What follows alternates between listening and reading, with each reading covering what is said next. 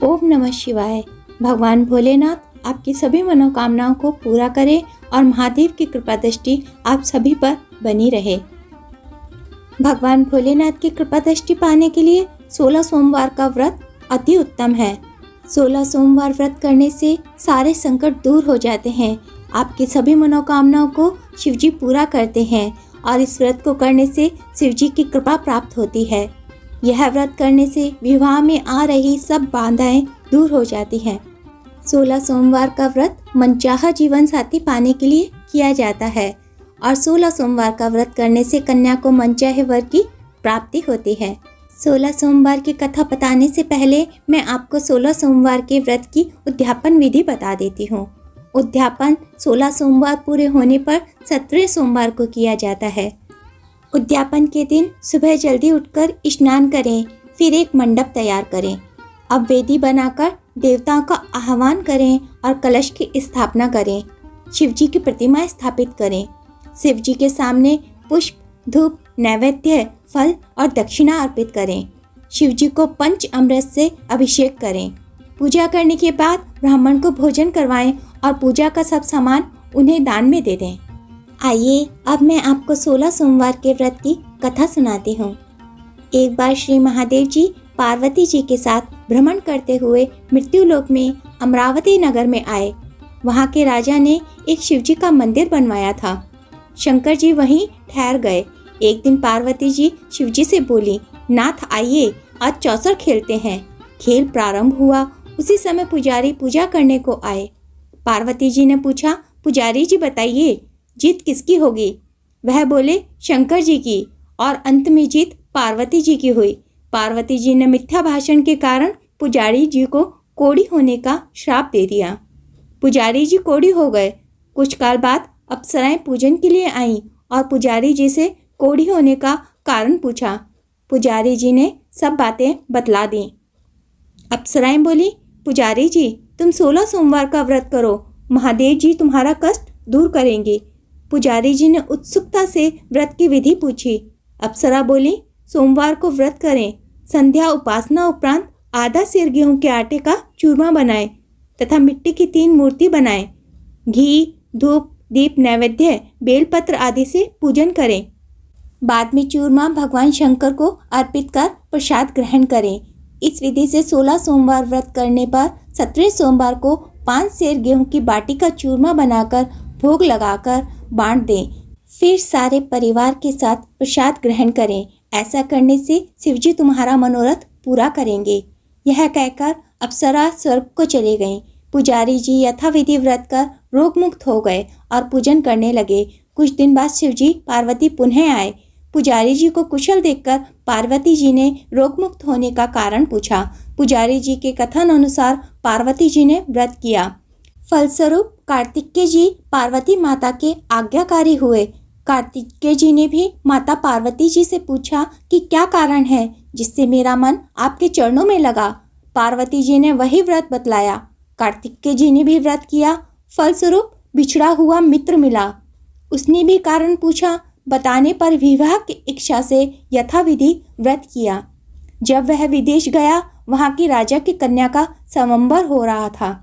राजा का प्रण था कि हथनी जिसको माला पहना आएगी उसी के साथ पुत्री का विवाह हो जाएगा। वह ब्राह्मण भी स्वयंवर की इच्छा से एक और जा बैठा।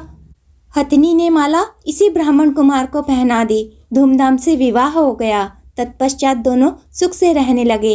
एक दिन राजकन्या ने पूछा, ना जाने आपने कौन सा पुण्य कार्य किया था जिससे राजकुमारों को छोड़ हथनी ने आपका वर्ण कर लिया। ब्राह्मण ने 16 सोमवार का व्रत सह विधि बताया। राजकन्या ने पुत्र प्राप्ति के लिए व्रत किया और सर्वगुण संपन्न पुत्र प्राप्त किया। बड़े होने पर पुत्र ने पूछा, माताजी किस पुण्य से मेरी प्राप्ति आपको हुई है? राजकन्या ने सब विधि 16 सोमवार का व्रत बताया। पुत्र राज्य की कामना से व्रत करने लगा। उसी समय राजा के दूतों ने आकर उसे राजकन्या के लिए वरण कर लिया। आनंद से विवाह संपन्न हुआ। राजा के व्यस्त होने पर ब्राह्मण कुमार को गद्दी प्राप्त हो गई। फिर भी वह इस व्रत को करता रहा। एक दिन अपनी पत्नी को पूजा सामग्री शिवालय में ले जाने को कहा, परंतु उसने दासियों द्वारा भिजवा दी। जब राजा ने पूजन समाप्त किया तो आकाशवाणी हुई, इस पत्नी को निकाल दे, नहीं तो तेरा सत्यानाश कर देगी। प्रभु की आज्ञा मान उसने रानी को निकाल दिया। रानी भाग्य को कोसते हुए नगर के समीप बुढ़िया के घर जाकर रहने लगी। एक दिन बुढ़िया ने इसके सर पर सूत की पोटली रखकर बाजार में बेचने के लिए भेज दिया। रास्ते में आंधी आई, पोटली उड़ गई। बुढ़िया ने फटकार कर रानी को घर से बाहर भगा दिया। वहां से वह तेली के यहाँ पहुंची तो सब बर्तन चटक गए। तेली ने भी अपने घर से उसे निकाल दिया। पानी पीने नदी पहुंची तो नदी सूख गई। सरोवर पहुंची तो हाथ का स्पर्श होते ही जल में कीड़े पड़ गए। उसी जल को पीकर आराम करने के लिए जिस पेड़ के नीचे जाती वह सूख जाता। वन और सरोवर की यह दशा देखकर ग्वाले इसे मंदिर के गोसाई के पास लेकर चले गए। उसे देखकर गोसाई जी समझ गए कि यह कुलीन अबला आपत्ति की मारी हुई है। धैर्य बंधाते हुए बोले, बेटी तू मेरे यहाँ रह, किसी बात की चिंता मत कर। रानी आश्रम में रहने लगी, परंतु जिस वस्तु पर भी इसका हाथ लग जाता उसी में कीड़े पड़ जाते। दुखी हो गोसाई जी ने पूछा, बेटी किस देव अपराध के कारण तेरी यह दशा हुई है? रानी ने कहना शुरू किया, मैंने अपने पति की आज्ञा का उल्लंघन किया और महादेव जी की पूजा नहीं हुई। रानी की यह बात सुनकर गोसाई जी ने शिव जी से प्रार्थना की और फिर गोसाई जी ने रानी से कहा, बेटी तुम 16 सोमवार का व्रत करो। रानी ने सविधि व्रत पूरा किया। व्रत के प्रभाव से राजा को रानी की याद आई और दूतों को उसकी खोज करने के लिए भेज दिया। आश्रम में रानी को देखकर दूतों ने राजा को रानी का पता बताया। राजा ने जाकर गोसाई जी से कहा, महाराज यह मेरी पत्नी है। शिव जी के रुष्ट होने से मैंने इसका परित्याग किया था। शिव जी की कृपा से मैं ही इसे अब लेने आया हूँ। कृपया इसे जाने की आज्ञा दें। गोसाई जी ने आज्ञा दे दी। राजा रानी नगर में आए। नगरवासियों ने नगर सजाया, बाजे बजने लगे, मंगलाचार हुआ। शिव जी की कृपा से प्रतिवर्ष 16 सोमवार का व्रत कर रानी के साथ रहने लगे। इसी प्रकार जो मनुष्य भक्ति सहित और विधि पूर्वक 16 सोमवार का व्रत करता है और कथा सुनता है, उसकी सभी मनोकामनाएं पूर्ण होती है और अंत में वह शिवलोक को प्राप्त होता है। जो मनुष्य इस परम दुर्लभ व्रत को करता है उसे महादेव की कृपा अवश्य ही प्राप्त होती है।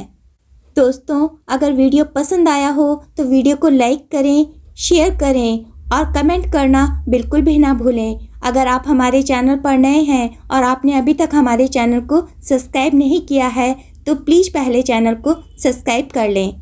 वीडियो को अंत तक देखने के लिए आपका हृदय से धन्यवाद।